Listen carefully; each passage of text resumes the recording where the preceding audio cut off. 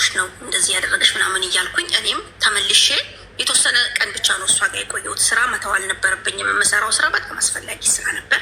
ያን ስራ ተመልሼ የመጣው ያንን ስራ እየሰራን ያቺ ጓደኛዬ ይዛኝ ጠፋችኝ። በቃ በዛው ቀጠለ። እናቴ በየገበያውን በየቱም በቃ እንደዚህ የምትባል ልጅ አባቷን እየተናገረች ስሟን እየተናገረች ምናምን ታስፈልጋታለች። በሰው ሰው ማለት ነው። በጣም ጨንቋታል። በቃ ግን እኔ ያለሁበት ቦታ በቃ አውቃለች። ገባሽ? ከዛ ማዘር ብቻዋን መኖር ጀመረች ማለት ነው። ከዛም በኋላ እኔ እዛም ከተማ ላይ መጣሁኝና እዛ እየኖርን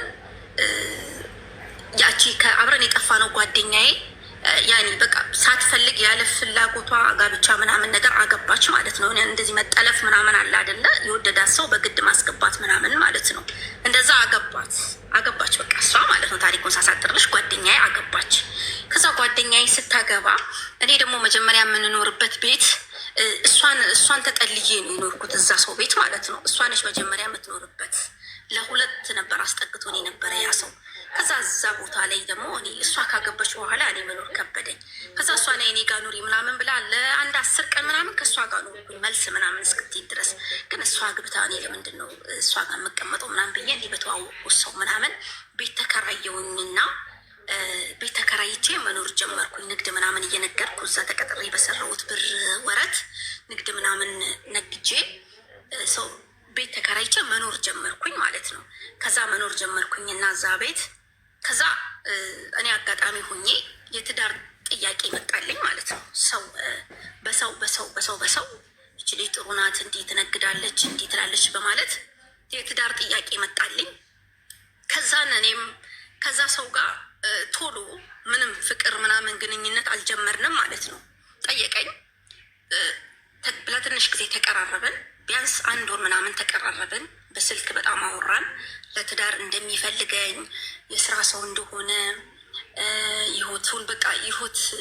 በቃ አብር ከኔ ጋር መኖር እንደሚፈልግ በጣም እንደሚያፈቅረኝ ምናምን ነገረኝ። በጣም አጠናሁት። ያኔ በጣም ስልሽ ጊዜ መጠቀም አለብኝ። ገባሽ? ተከራይቼ ነው የምኖረው።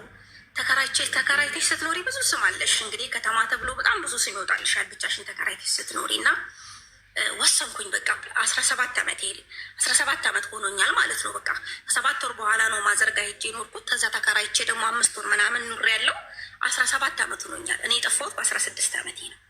ከዛ በ17 ዓመቴ እንዲህ እያልኩ እየኖርኩኝ ይቅርታ 18 ዓመት ነው። በ17 ዓመት ላይ የጠፋሁት በቃ 7 ወር ምናምን ጠፍቼ ከዛ ሄጄ ማዘርናየው 18 ዓመት ሆነኝ ማለት ነው። ከዛ 18 ዓመት ሆኖኝ ከዛ ከመጀመሪያ በቃ እዛም እንደነገርኩሽ አፍቅሬ ፍቅረኛም ነበረኝ። በዛ ምክንያት ነው ከማዘርም በቃ የሸሸሁትም ከፍቅረኛም የሸሸሁትም ማለት ነው።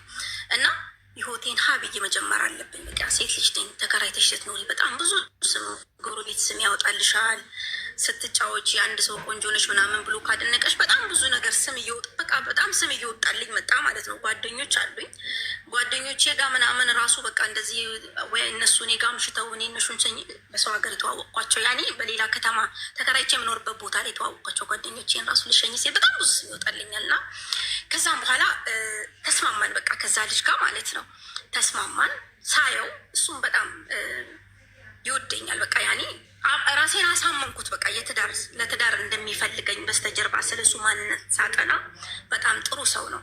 ግን የሆነ የሚያለያየን ነገር ነበረ። ምንድነው የሚያለያየን ነገር? እኔ ሙስሊም ነኝ።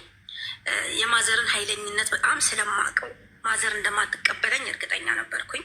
እሱ ደግሞ ኦርቶዶክስ ነው። ሃይማኖቱን መቀየር አይፈልግም በፍጹም ማለት ነው። እና በቃ እኔም እያልኩ በወር ውስጥ በቃ በጣም ስቀርበው በጣም ልጁን እየወደድኩት ምናምን መጣው። ከዛ እኔው በቃ እንዴትስ ነው አብረን መኖር ምንችለው፣ እንዴትስ ነው አብረን መተዳደርስ የምንችለው የሚለውን ነገር በጣም ተመካከርንና እሱ ሌላ ቦታ ሄዶ ስራ እንዲሰራ ስራ ሰርቶ ተወሰነ ወር ስራ ሰርቶ መጥቶ ልንጋባ ወሰንን ማለት ነው። ከዛ እዛ ሌላ ቦታ ሄደ። ቢያንስ በቃ የ8 ሰዓት ምናምን መንገድ ነው፣ ርቀት ነው። እዛ ቦታ ሄደ። በስልክ እያወራን እሱ እዛ ቦታ ስራ ሰርቶ እኔም እዚህ ጋር እየነገድኩኝ የሰራው። ከዛ መጥቶ የቤት ዕቃ ሟልተን ትዳር ልንመሰርት ምናምን ማለት ነው በፍቅር። እዛ ተስማማን። ጓደኞቹ ምናምን አሉ። ከዛ እሱ ሄደ።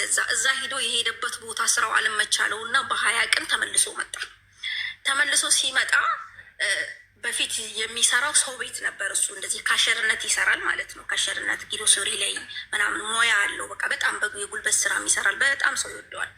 ከዛ በዛ አጋጣሚ በቃ ጓደኞቹ ምናምን ለምን እሱ የስራ ሰው ነው፣ ማንኛውም ስራ ሙያ አያመልጠውም፣ የስራ ሰው ነው፣ ምንም አይነት ስራ ሰርቶ አንቺ ማስተዳደር አያንሰውም፣ አንቺም የስራ ሰው ነሽ፣ ትነግጃለሽ፣ ለምን አብራችሁ አትሆንም?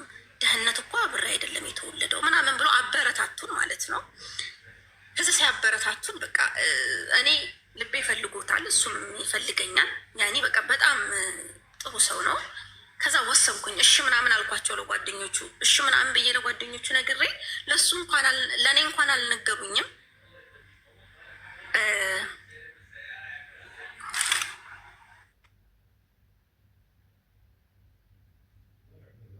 አለው እኮ የት ሄድኩ መስሎሽ ነው ያቆምሽ?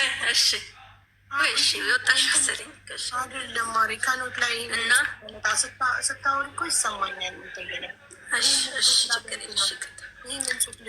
ከዛ ለጓደኞቹ እሺ አልኩኝ። በቃ ተስማማው ማለት ነው። ያኔ ተስማማው በቃ ላገባው። ከዛ እኔ ተከራይቼ ነው የምኖረው ምናምን። ከዛ ጓደኞቹ አከራዬ ደግሞ ወንድ ላጤ ነበረ። ያኔ እንደዚህ ትልቅ ሰው ነው ምናምን በቃ ኑሮ ያለው ሰው ነው። የራሱ ሱቅ አለው፣ ሱቅ ይሰራል። መጥቶ እዛ መኖሪያ ቤቱ ያድራል። እኔ ደግሞ ሰርቪስ ውስጥ ነኝ ያለሁት ማለት ነው። ከዛ ለጓደኞቹ እሺ ብያለሁ። ነገ ተመልሼ ያው በሃይማኖትም አንድ ስላልሆንን ምናምን ሀሳቤን የምቀይር ምናምን በቃ በፍቅር ነው ያመንነው እኛ። ስለ ሃይማኖት አልተነጋገርንም። አንቺ ቀይሪ አንተ አልተባባልንም። ከዛ ነሽ አልኩት። ከዛ በዛ አጋጣሚ ነሽ እንዳልኩት ከዛ ጓደኞቹ እኔ እንደ ትላንት እሺ ብዬ ለአንድ ጓደኛ ነግሬ እንደ ዛሬ በቃ የቤት እቃ ምናምን ከምን እስከ ምን አልቀረም ምናምን ነገር ገዛዝተው በነገታው ሰርፕራይዝ አደረጉን አንድ ላይ እንድንሆን ማለት ነው። እኔ ለጓደኛው ነው እሺ ያልኩት። ከሱ ጋር በስልክ ነው የምናወራው። ምንም በቃ አንገናኝም፣ አልፎ አልፎ ነው የምንገናኘው። ከዛ ምንም በማላውቀው ምናምን እንደዚህ መግሪብ አካባቢ ላይ የሀገር እቃ በቃ ብዙ ናቸው ጓደኞቹ፣ አንድ 20 ሰው ምናምን ይሆናሉ። የቤት እቃ ምንም ከምን በቃ መስታወት ድረስ አልቀረም ማለት ነው። ገዝተው መጥተው ሙሉ እቃ ሰርፕራይዝ አደረጉን ማለት ነው። የእሱ ጓደኞች አንድ ላይ እንድንኖር። ከዛ እኔም ተቀበልኩኝ። ጓደኞቹን አላሳፈርኩም፣ ተቀበልኩኝ። ከዛም በኋላ እንደ ነገ ሽምግልና ተላከ። ማዘር በፍጹም ይሄ ሊሆን አይችልም ማለች። በቃ የፈራሁትም አልቀረም። እኔ ልጁን ወድጄዋለሁ፣ የሆቴል ወስኛለሁ። መኖር ጀመረን። በቃ መኖር ቀጠለ ማለት ነው። ሽምግልናውን ሳትቀበል በቃ ሽማግሌ እስኪ ሰለቸው ሄድ። አስበሽዋል? ገጠር ነው፣ በጣም ክረምት ምናምን ነበር፣ ጭቃ ነው። ሞተር እስከተወሰነ መንገድ ይሄዳል።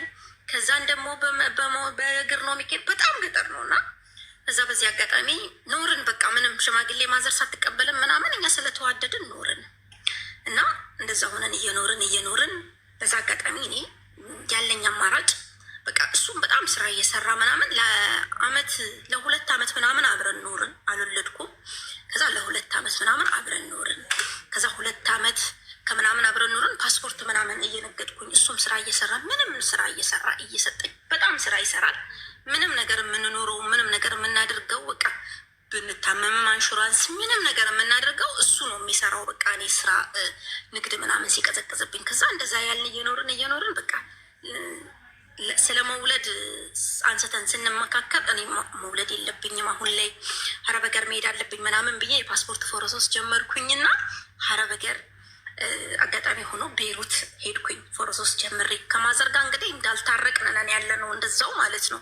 እንደነገርኩሽ ድሮም ኃይለኛ ናት። አሁን ደግሞ ጭራሽ 2 ሃይማኖት ነው ምናምን ሲባል ክርስቲያን ነው ያገባችሁ ምናምን ሲባል በጣም ኃይለኛ ስለሆነች አካበደች በቃ ማለት ነው። ከዛ እኔም በቃ ተዋት አልኩኝና እኔም ተነስቼ ቤይሩት ሄድኩኝና መስራት ጀመርኩኝ ማለት ነው። ከዛን እየሰራው ከዛ በኋላ በቃ ድጋሚ እስኪ እንደገና አንድ ቻንስ ይሞከርና ሽማግሌ ይላክ ምናምን ነገር አልኩኝ። ሽማግሌ ተላከ። እዛ ተቀበለች ማለት ነው። እኔ ስደት ከወጣሁ በኋላ ያኔ በቃ ውስጧ ማዘነ መሰለኝ። እኔም እዛ ሂጄ ትንሽ ያመኝ ጀመረ። ሀክታ ደም ምናምን ያስታውከኛል ምናምን በጣም ያመኛል። ከዛ በቃ ማዘር እንደዚህ እስኪ ማዘርም አፉ ትበለኝ በጣም አዝናብኝ ከሆነ በቃ የልጅ ፍቅርን በልጅ አልተመረቁም የሚባል ነገር አለ። ታዝናለች እና ከዛ በዛ አጋጣሚ እንትናለች። ከዛ ከባለቤቴ ከታረቁ ሰላም ተፈጠረ ማለት ነው። ሰላም ተፈጠረ። ማዘርን ሂዶ እሱ የሆነ ምን ልበልሽ በቃ ሀቡ ልክ እንደ ልጇ የለም እንደ ልጇ ማዘር ጋር መኖር ጀመረ። እዛ ገጠር ገብቶ ማለት ነው። በቃ በጣም ይንከባከባት ጀመረ። እሱ እናት አለው አባት አለው ወንድሞች አሉት ምናምን ነገር ግን እሱ በሰው እጅ ስለሆነ ያደገው የራሱ የሆነ ቤት አለው በቃ ራሱን ችሎ ነው ያደገው ማለት ነው። ያኔ በትላልቅ ሰዎች ነው ያደገው። ከዛ እዛ ማዘርጋ ማዘር እንትን ማለት ጀመረ። ይሄን አጋጣሚ ሰው አገኘች። ገባሽ? የሆነ እንደ ልጇ የሚረዳት ሰው ስታገኝ እንደ ልጅ ባል ሳይሆን እንደ አማች ሳይሆን እንደ ልጅ ሲሆንላት ይሄን ሀሳብ አማከረችው። እንዲህ ምናምን አለችው። በጣም ስለ መጀመሪያ ልጇ ስለ እኔ አስተዳደግ ታሪክ ምናምን እንግዲህ እንዲህ ስትነግረው ከዛ ስለ ጠፋች ስለ መጀመሪያ ልጇ ነገረችው ለባለቤቴ ማለት ነው። ከዛ ስትነግረው እሱ ይሄን ሀሳብ አመጣ። ለምን አባቷ ያለበት ቦታ ሂደን አባቷን አንጠይቅም ምናምን ብሎ ይሄን ሀሳብ ያመጣል ማለት ነው።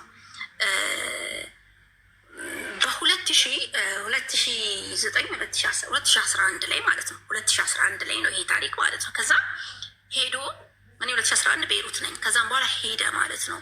ሂዶ ከማዘር ጋር ማዘር ቦታውን ታውቃለች አባቷ ያለበት ማለት ነው። እዛ ሄዱ። ልጄ ደውላ መታ ከሆነ ያው አላሰደካትም። የ3 ዓመት ልጅ እያለች ነው ይዛት የተለያየችው እና እስኪ ልጄ በቃ ድምጿ ያለችበት ሞታም ከሆነ የምሰማው ነገር ካለ ምናምን ብላ ሄዳ ስትጠይቀው ይገርምሻል የ3 ዓመት ልጅ ይዛ ነው አባትየው እንግዲህ ተጣልተው የተለያየችው እኮ። አንድ ቀን እንዴት ነሽ ደህና ነሽ አንድ ቀን ልጄ ብሎ ጠይቆ አያውቅም። ሌላ ሚስት አግብቶ ወልዶ ምናምን 6 ልጅ ወልዶ በክብር እየኖረ ነው ሰውየው ማለት ነው። በቃ እንደ አማራጭ እስኪ እንደ ሀሳብ ነው ሄዱ ማለት ነው። እዛ መጀመሪያም ይዟት የሚሄድ ሰው ምናምን እንደሚያፋልጋት የለም። እንደነገርኩሽ ወንድም የለንም እኛ ሴቶች ብቻ ነን። ከዛ እዛ ስትሄድ የጠፋችው እህታችን አቡ እዛ አባታችን ጋር የእሷ አባት ጋር መጥታ 15 ቀኗ ነው ከተመለሰች ማለት ነው። ወደምትኖርበት ሀገር ከተመለሰች አባቷ ጋር መጥታ ማለት ነው። ግን 3 ዓመት ሙሉ በ3 ዓመቷ ህፃን ልጅ እያለች የተለያትን ያን ሁሉ እድሜ ለ20 ምናምን ዓመት አይቷት አያውቅም። መፈጠሯንም አያውቅም እኮ። እዚህ ጋር በአጋጣሚ ታሪኩን አበዛሽ እንዳይሉኝ ምን ልል ፈልጌ መሰለሽ፣ ልጅ በቃ እናትም ልጅም እናትን እንዴት ማማረር እንደሚችል ነው አስተማሪ ታሪክ ያልኩት። እዚህ ጋር ነው ትልቁ ነገር ማለት ነው። እንግዲህ አስቢ የ3 ዓመት ልጅ እያለች ትታ የተፋታችውን ልጅ አባቷን መፈጠሩንም የማታውቀው እናት ናት ያሳደገቻት። እንደዛ ሆና ማለት ነው።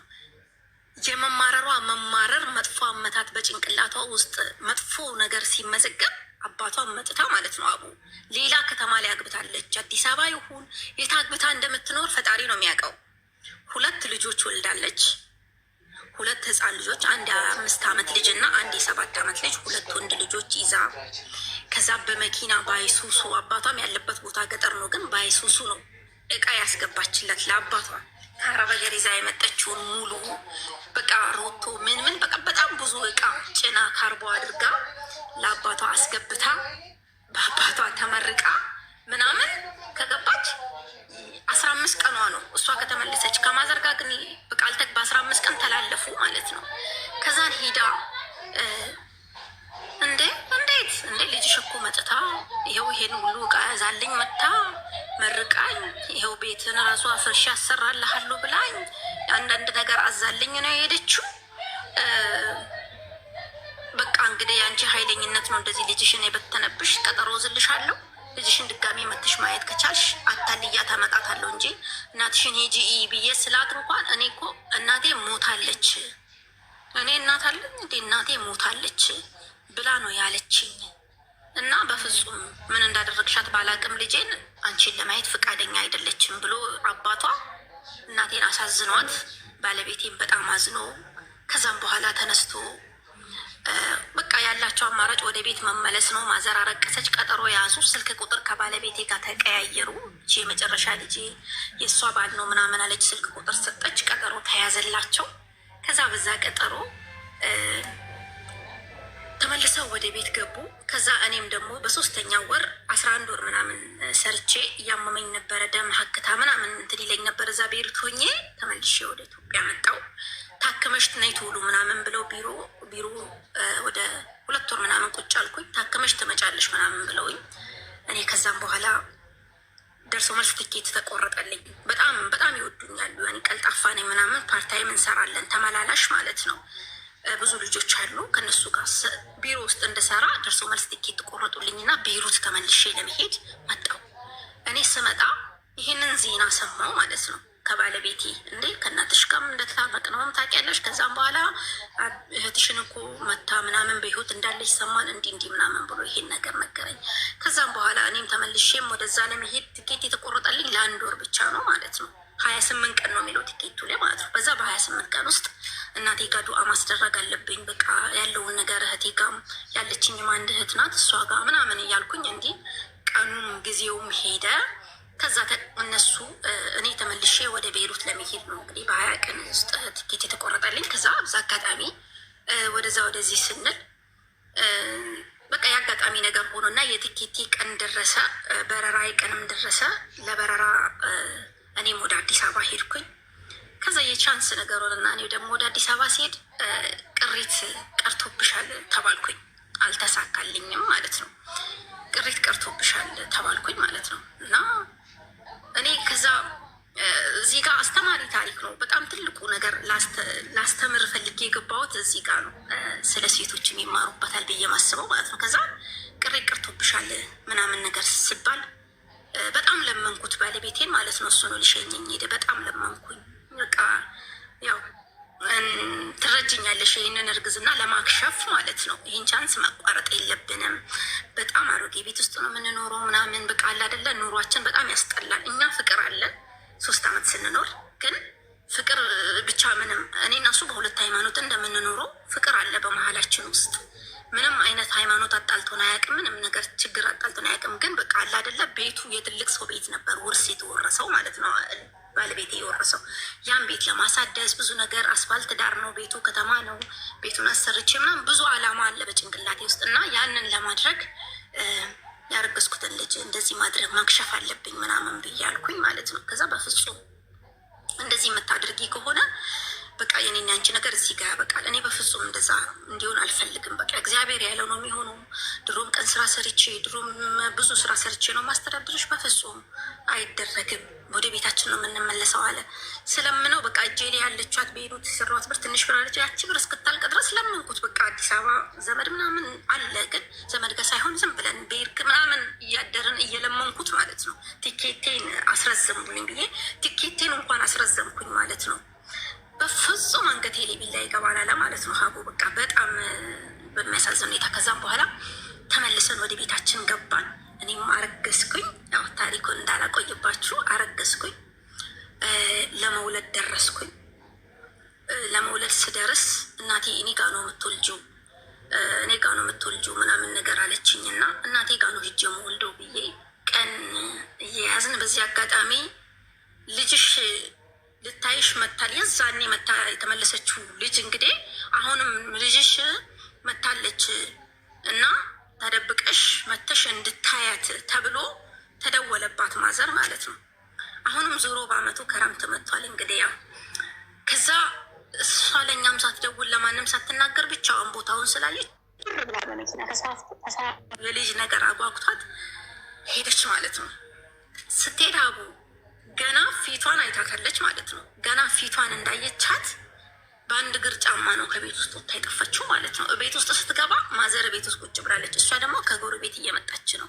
ገና ፊቷን ብቻ አይታት ሀቢባ እልም ብላ ወደ በቃ አንድ እግር ጫማዋን አውልቃ እንዲህ ወደ ቤት ልትገባ ስትል እናቷን ስታያት በቃ አይኗን ይዛ ማለት ነው ወጣ እልም ብላ ጠፋች።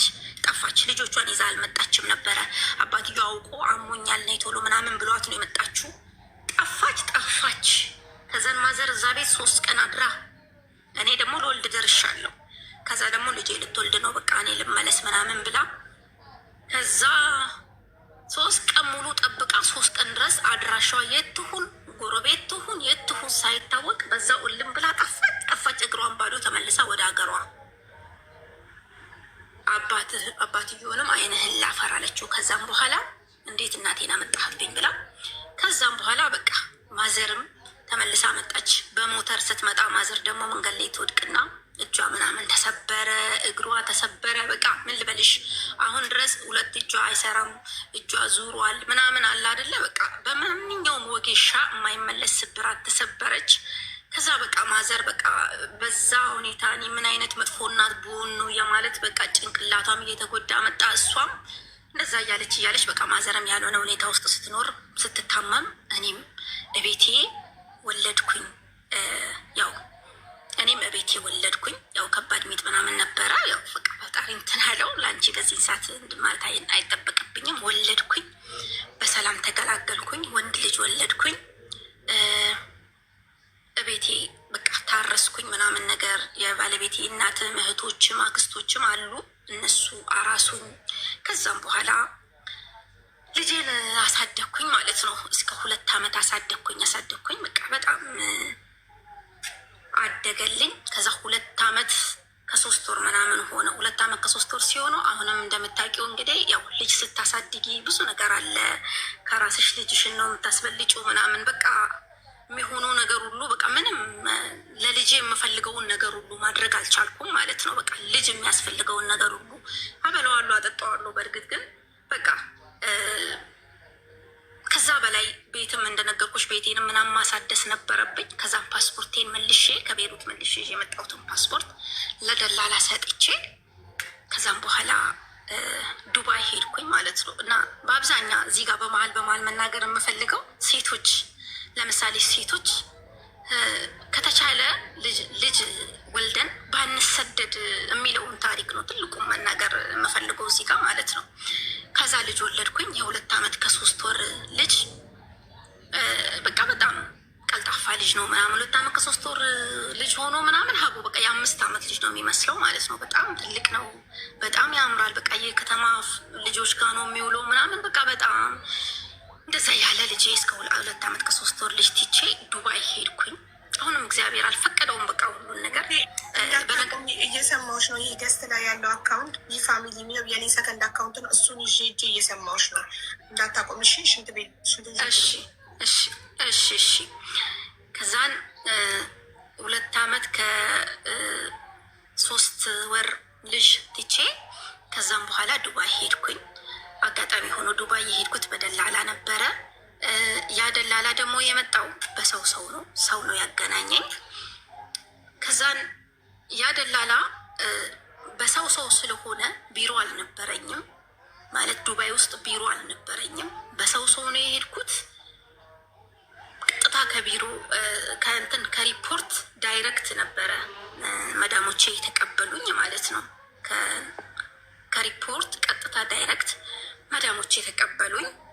ከዛ መዳሜ እንደተቀበለችኝ መዳሜ ቤት ዳይሬክት ስራ ገባው። ስራ እየሰራው ለእንግዲህ ትንሽ እዛ ቤይሩት የሰራውበት ቋንቋ አልፎ እችላለሁ። ቋንቋ ያኔ በቃ ይሄን ያክል አይከብደኝም። በቃ እረዳቸዋለሁ ምናምን። ከዛ ለ7 ወር ምናምን መዳሜ ጋር ሰራው ማለት ነው። ለ7 ወር መዳም ጋር ስሰራ መዳሜ መስሪ ነች። የመስሪ ሴት ነች። ሀረብ አይደለችም፣ መስሪ ነች። ባሏ ደግሞ ያው የዛ ሀገር የዱባይ ሀረብ ነው፣ መዋጥን ነው ማለት ነው። ዱባይ ነው፣ የዱባይ ተወላጅ ነው። 7 ወር ሙሉ ስሰራ ለ7 ወር ስልክ አልነበረኝም። ከዛ ዝም ብዬ ስሰራ 7 ወር ሞላኝ። ወይ ደሞዝ አይሰጡኝ። ስልክ እደውላለሁ፣ ለመደወል እፈልጋለሁ ስል ስልክ የሚያስደውሉኝ በራሳቸው ስልክ ምናምን ስልክ ይደውሉልኛል። ስልክ ግዙልኝ ስላቸው ነገ ዛሬ እያሉ 7 ወር ምናምን ሰራው። ከዛ ስልክ በ1 ወር ደሞዜ ስልክ ተገዛልኝ፣ ሲም ካርድም ተገዛልኝ፣ ሁሉም ነገር ተደረገልኝ ማለት ነው። እና ከዛን በዛ ሲም ካርዴን ከፍቼ ከአንዳንድ ጓደኞቼ ጋር ኮኔክት ማድረግ ጀመርኩኝ፣ ማውራት ምናምን ጀመርኩኝ። እና ለ7 ወር ደሞዝ አልተሰጠኝም። ቋንቋ ታውቃለች በሚለው በ1200 ብር ነው የተቀጠርኩት። ቤይሩት ስለሰራው ያው ፓስፖርቴ ላይ እንደሰራው ስለሚያሳውቅ ቋንቋ ታውቃለች በሚለው ስለተቀጠርኩ በ1200 ብር ተቀጠርኩኝ ማለት ነው። ሀቡ ሰምተሽኛላ? ከዛ 7 ወር ሞላኝ። እንግዲህ 7 ወር ሲሞላኝ በቃ ብዙ አላማ ስላለኝ ልጄንም ትቼ ስለመጣው እኔ 7 ወር ሞላኝ። ልጄ 3 ዓመት እየሞላው ነው። ልጄን ኋላ ህጻናት ለማስገባት ብዙ እቅድ ስላለኝ 7 ወር ሙሉ ስልክ ሳይገዛልኝ ስኖር በጣም ጥርሴን ነክሼ በቃ በጣም ቀልቃላና ኃይለኛ ሴት ነበርኩ። በቃ ታጋሽ ሆኜ 7 ወር ሙሉ ያለ ስልክ ሰራው። 7 ወር ሙሉ ያለ ስልክ ስሰራ ከዛ መጨረሻ ላይ በቃ ስልክ እንዴት ነው ማይገዛልኝ ምናምን ብዬ እንትን ስል ወዲያው ስልክ ገዙልኝ። ከዛ ደሞዜን የ6 ወር ደሞዝ አልሰጣችሁኝም ብዬ ጠየኳቸው። እንደነገርኩሽ ቢሮ የለኝም። ከዛ እንሰጥሻለን እንደዚህ ምናምን አሉኝ። ልጆች ማሳደግን ልጆች መንከባከብና ጽዳት ነው ስራ እያልኩ 1 ወር ሆነኝ። ቀጠልኩ 8ኛ ወር ሆነኝ ማለት ነው። ከዛ ስልክ ይዤ ከጓደኞቼ ጋር ምናምን ማውራት ጀመርኩኝ። ከዛ ጓደኞቼን ሳማከራት አንድ ጓደኛ ያለች በጣም በቃ የምናወራ እሷ የሰፈር ልጅ ናችን። እንዴት እስካሁን ዝምት ያለሽ ምናምን አንቺ ደሞዜን ስጡኝ አለዛ ቢሮ መልሱኝ በያቸው አለች። 8ኛ ወሬን ሳልጨርስ ደሞዜን ስጡኝ ወይም ቢሮ መልሱኝ ወይም ደሞዜን ስጡኝ ብዬ ችግር የለውም በጣም አፋጠጥኳቸው። ከዛ ሳፋጥጣቸው የ1 ወር ደሞዝ ብቻ አስገቡልኝ ማለት ነው። የ1 ወር ደሞዝ ብቻ አስገቡልኝ በአካውንት ላይ። ከዛ ሪሲቱን አምጥተው የ1 ወር ደሞዝ ብቻ አስገብተናል ብለው የ1 ወር ደሞዝ ብቻ ሰጡኝ ማለት ነው። ከዛ እንዴት የ1 ወር ደሞዝ ብቻ? እኔ እኮ 8 ወሬ ነው የ7 ወር ደሞዝ የ1 ወር ስልክ ተገዛበት አላችሁ ምናምን አልኳቸው። ከዛ እንደዛ እየኖርን 8 ወሬን ልጨርስ አካባቢ ላይ ከዛ ጓደኛ በቃ እነዚህ ደሞዝ አይሰጡሽም፣ እንደዚህ እስከ መች ነው መሰሪው ደሞዝ ሳትቀበይ ቢሮ ሰዱኝ በያቸው አለች። ስራ አልሰራም ዛሬ ቢሮ ሰዱኝ ብያቸው ግግም ብዬ ቢሮ እንደሌለኝ ነገሩኝ። እውነትም ቢሮ የለኝም።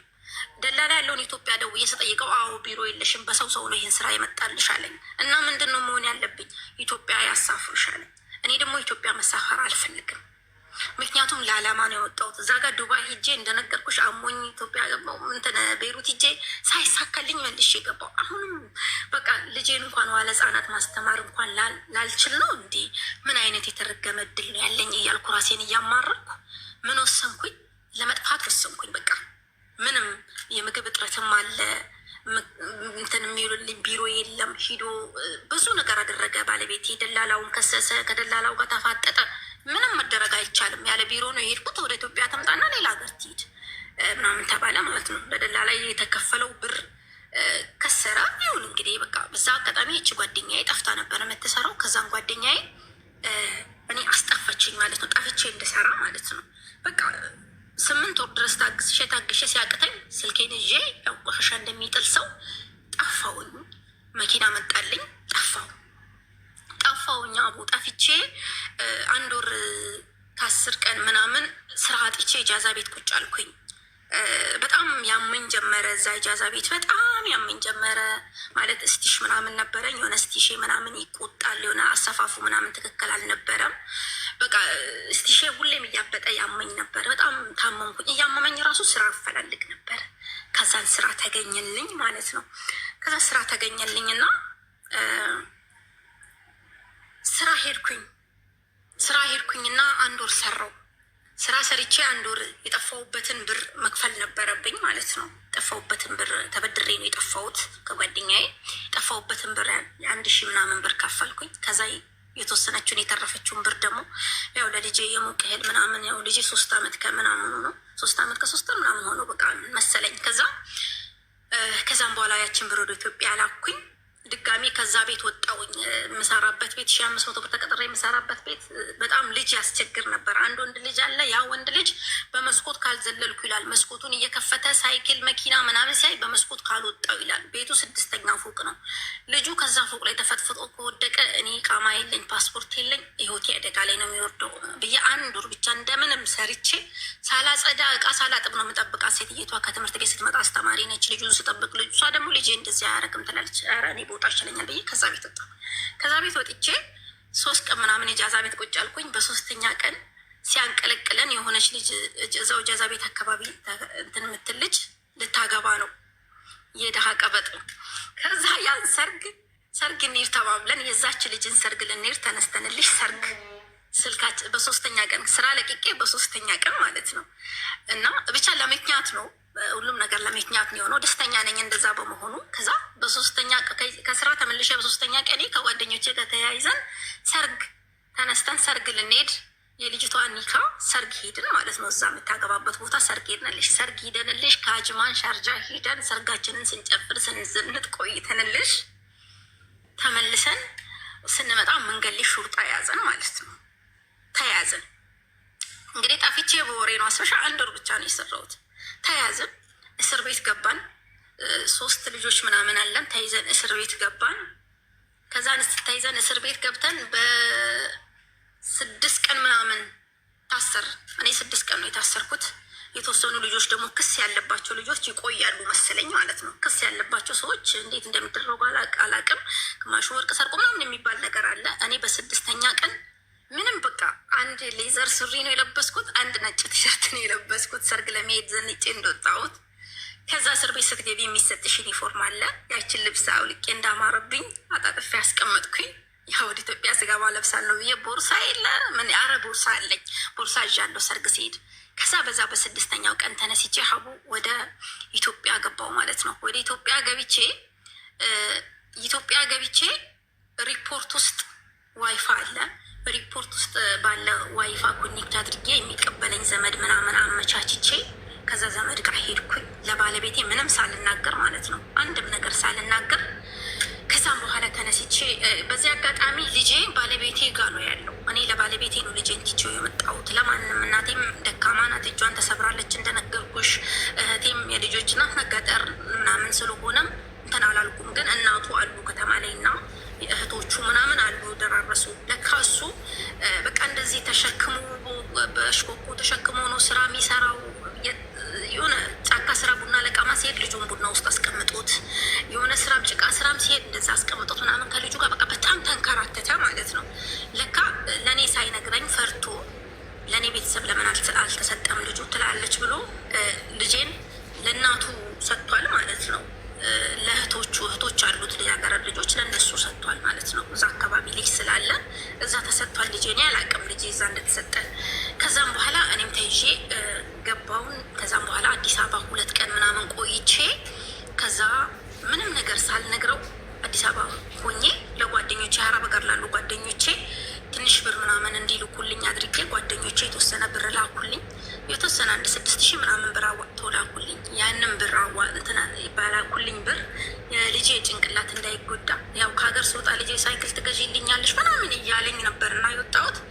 በዚህ አጋጣሚ እኔ ያቺ ጓደኞቼ በላኩልኝ ብር ትንሽ ሻንጣ ገዝቼ ለልጄ ልብስ ምናምን ገዝቼ ተነስቼ ገባው። ስገባ ቤቱ ባዶ ነበረ። እሱም በጣም ደነገጠ። ሳልነግረው ሳልደውልለት ቀጥታ ቤት ነው የሄድኩት በጨለማ ሄጄ ጅማ ከተማ ጅማ ሪፖርት እዛ ጅማ መናራ ሆኜ እንኳን ለ2 ሰዓት 3 ሰዓት ድረስ ቁጭ ብያለሁ። ገባሽ? መሬቱ እንዲመሽ በጨለማ ለመግባት ማለት ነው። በቃ በጣም ቅስሜ ተሰብሯል። ገባሽ? ግን ያ ጓደኞቼ በላኩልኝ ብር ሻንጣ ምናምን ገዝቼ ትንሽዬ ልብስ ምናምን ገዛዝቼለታለሁ ለልጄ። ስገባ ቤቱን ባሉ ሳገኘው ልጄ በቃ በጣም ከፋኝ ማለት ነው። አላ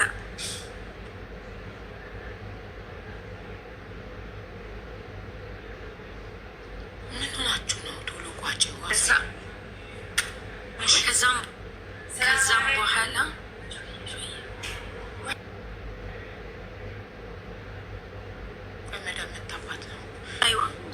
አይዋ ከዛ እንድሽ ይቅርታሻ ብዬ ዜትዬ የመጣብኝ ነው።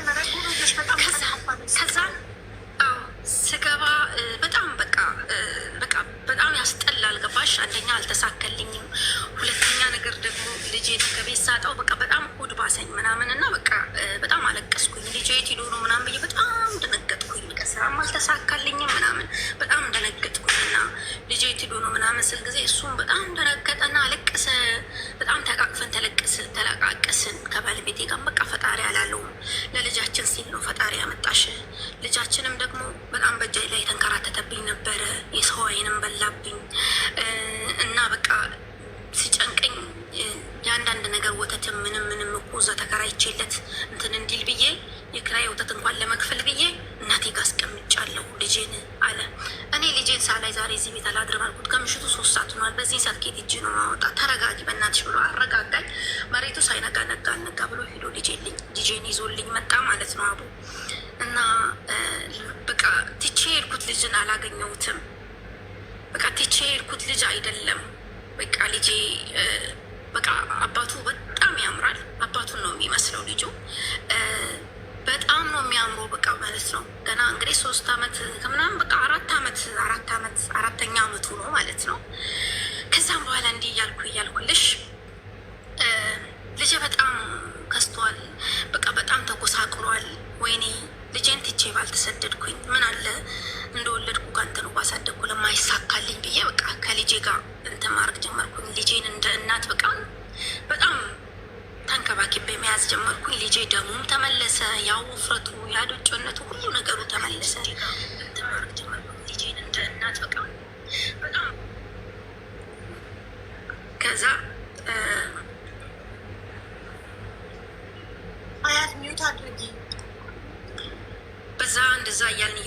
ከዛ ልጄንም አሁንም ያ ህይወት በቃ በጣም በቃ ደስተኛ የሆነ ህይወት መኖር ጀመርኩ። በቃ እየነገድኩኝ ምን እያልኩኝ ያው እሱም የሰራ ምን እያለ በቃ ምንም የለም እጄ ላይ ምንም ገንዘብ የለም። እንደነገርኩሽ ከአዲስ አበባ ለልጄ ልብስ እንኳን ጓደኞቼ ብር ልከውልኝ ነው ምናምን ገዛዝችለት የገባሁት። ከዛም በቃ እንዲህ እያልኩ እሱ በሚሰራው ብር እሱ ጥሩ ስራ እየሰራ ነበር። በቃ በጣም ጥሩ ብር እየተከፈለው ምናምን የሰው ፍቅርም አለው። ከዚህም በፊት የሚሰራበት ቤት ሰዎችም ደግሞ ስላላቸው እነሱ የሚረዱት ጀመረ። ልጅ ስለወለደ ምናምን እንደዛ ያልን በቃ መኖር ጀመረ። ድጋሚ ስደት ምናምን ነገር የሚለውን ነገር ከጭንቅላት ሰርዤ እየኖርኩ እያለ በቃ አሁንም ልጆች ትምህርት ቤት ሲሄዱ ምናምን ሀቡ ጭንቅላቴን በቃ ጭንቅላቴን የሚነካኝ ንግግር መናገር ጀመረ ልጄ ማለት ነው። እኔ ለምንድን ነው ኬጂ ማልገባው? እኔ ለምንድን ነው ኬጂ ቱ ማልገባው? እኔ ለምንድን ነው ኬጂ ዋን ትላለች። በቃ ሰፈር ልጆች ትናንሽ ልጆች የሚሉትን እየሰሙ እየመጣ በጣም አንጀቴን በላኝ። በቃ እኔ ኬጂ ልጄ ማስገባት አለብኝ ምናምን ነገር አልኩኝ። ከዛ 4 ዓመት ይሙላው ምናምን 4 ዓመት ሳይሞላው አይመዘገብም ምናምን ለህፃናት አሉ ማለት ነው። ከዛ ለምን 4 ዓመት እስኪሞላ ለምን ምናምን ነገር 3 ዓመት ከምናምን አንዴ ልጅ የሚገባው መጀመሪያ ስላላስመዘገብሽ አሁን ጊዜው ስላለፈ ትምህርትም ሊያልቅ ስለሆነ 4 ዓመት ሲሆነው ታስገቢያለሽ አሉ። እሺ አልኩኝና በቃ በጣም ልጄ በቃ ሳይክል እንደዚህ ሳይክል ሳገዥልኝ እንትና ሳይክል ተገዝቶለት ምናምን ይለኝ ጀመረ ማለት ነው። አቡ ወይኔ በቃ አልኩኝና አሁንም አላስችለኛልና የፖሊስ መረጃ ምናምን አውጥቼ ፓስፖርት አወጣውኝ አሁንም ማለት ነው። በቃ ራሴን አክሜ ተነስቼ መልሼ አሁንም ለልጄ ስል በቃ አሁንም መሄድ አለብኝ አልኩኝ። ከሱ ጋር ተበጣበጥን። በፍጹም አይሆንም አለ። አትሄጂም። ምን ጎደለ? ልጁ ከሆነ የመንግስት ትምህርት ቤት ይማራል። የደሃ ልጅ ነው። የመንግስት ትምህርት ቤት እናስተምረዋለን። ትምህርት ሲከፈት የምን ዋለ ህፃናት ነው። ልጁን ደግሞ እኛን የምናሳምነው ምናምን ነገር አለን እንደ ያለን እምቢ ብዬ ፖሊስ መረጃ ምናምን ወጥቼ ፓስፖርት ጀመርኩኝ። ሁሉ ፎርሶስ ጀመርኩኝ።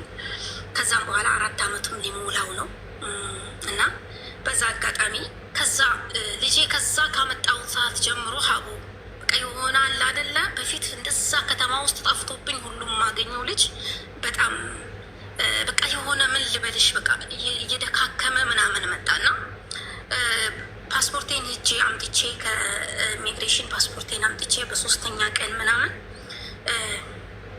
በቃ ጁስ ግዢልኝ ምን ግዢልኝ ምናምን ብሎ መቀባጠር ጀመረ። ከዛ እሺ ምናምን አልኩኝና ወተት እንደዚህ እንቁላል ምናምን በፍጹም አይወድም ማለት ነው። ከዛ አመመኝ ምናምን አለኝ ማለት ነው። አመመኛልና 15 ቀን ምናምን ይቀረዋል ልደቱ 4ኛ ዓመት ልደቱን አዘጋጅለታለሁ ምናምን ብዬ 15 ቀን ምናምን ይቀረዋል። ከዛ አመመኝ ምናምን አለኝ ማለት ነው። 40 ቀን ከዛ በጣም አመመኝ። ሰፈር የሆነች ትልቅ ሴትዮ አለች ማለት ነው። ህፃን ልጅ በቃ እንደዚህ ነካክታ ምናምን ይሆናል አይደለ ቡዋ ምናምን የሚባል ነገር አለ አይደለ እንደዚህ አሽተው የሚመልሱት ትልቅ ሴቶች እንደዚህ ቡዋ ምናምን መሰለኝ። በጣም አስታወቀው ገባሽ? በጣም አስታወቀው በቃ። ከዛም እንደዚህ ያደርገዋል እንዴ እናንተ ጋር ያለም ምናምን ብዬ ደውዬ ጠየቅኩኝ፣ የባለቤቴን እናት ማለት ነው። ስጠየቅ እህትዮ ነገረችኝ። አዎ ያስታውቀዋል፣ ምንም ነገር ሲበላ እኮ ያስታውቀዋል። ምን ሰጠሹ ምናምን አለችኝ ማለት ነው። እንዴ እስካሁን እኮ እኔ እንደዚህ ሽሮ ፍትፍት ምንም ስሰጠው እስከ እንደዚህ አሞት አያውቅም፣ ግን ጁስ ሲጠጣ ለምን አስታወቀው ምናምን አልኩኝና በጣም እንደነገጥኩኝ ልቤን አሞኛል ምናምን አለኝ እንደ ትልቅ ሰው ማለት ነው። ከዛን ይዤው ሴትየቷ ጋር ይዤው ሄድኩት። ሴትየቷ ጋር ይዤ ሄድኩኝና ሴትየቷ አየችውና ምናምን ነገር ጠዋት ላይ ከከሰዓት ላይ አሁንም ብታይ ሀቢባ በቃ ምን ልበልሽ እርድ ታውቂያለሽ? ይሄ በቃ እርድ ንጹህ እርድ የሚመስል ነገር አስታወቀው። ጁስ የማንጎ ጁስ ነው የሰጠሁት። በቃ ያ የማንጎ ጁስ ነው ብዬ ዝም አልኩኝ። ከ30 ደቂቃ በኋላ ይገርምሻል ፓስፖርቴን ይዤ የመጣሁት ሐሙስ ቀን ነው። አርብ ነው ይሄ ደግሞ ማለት ነው እንግዲህ። ከዛ ቢጫ በቃ ቢጫ እርድ የሚመስል ነገር ወደ ላይ አስታወቀው። ከዛ በጣም እንደነገጥኩኝና ከሴትየቷ እንደ ሴትየቷ ዝም ብሎ ነው ምናምን ነገር አለችኝና ከዛ አሁን ጤና ጣቢያ ይዤው ሄድኩት ማለት ነው። ጤና ጣቢያ ይዤው ሲሄድ ጤና ጣቢያዎቹ ሪፈር ጻፉልኝ። እንዴ ሰላማዊ ልጅ ይዤ መጥቼ ለምንድን ነው ሪፈር ያሉኝ አልኩና ሪፈር ሲጻፍልኝ ቶሎ ሪፈሩን ይዤ ወደ ጅማ ሄድኩኝ ማለት ነው። ጅማ ሆስፒታል ሪፈር ተደረገልኝ። ከዛ ምንም ነገር አላልኩም። በዛ ላይ ሪፈር ሲጻፍልሽ አልጋ ይዘሽ ምናምን ነው የምትቀመጨው እዛ ሆስፒታል እና በጣም ይከብዳል ልጅ ስታስታሚና በቃ በጣም ግራ ተጋባው። እጃችን ላይ ምንም ብር የለንም። ጤና ጣቢያ እንኳን የካርድ ምናምን ያልነውን እንኳን እሱ ነው ከሚሰራበት ከስራ ቦታ ምናምን ይዘው ይወጣ እና ከዛ እኔ ስመጣ ሴትየቷ ያቺ መጀመሪያ ልጄን ይልኝ እስኪ ምን ሆኖ ይልኝ ያልኳት ሴትየው ለካ ይገርምሻል በልጁ ላይ ያየችው ነገር ያኔ እኔ ስለማላቅ ነው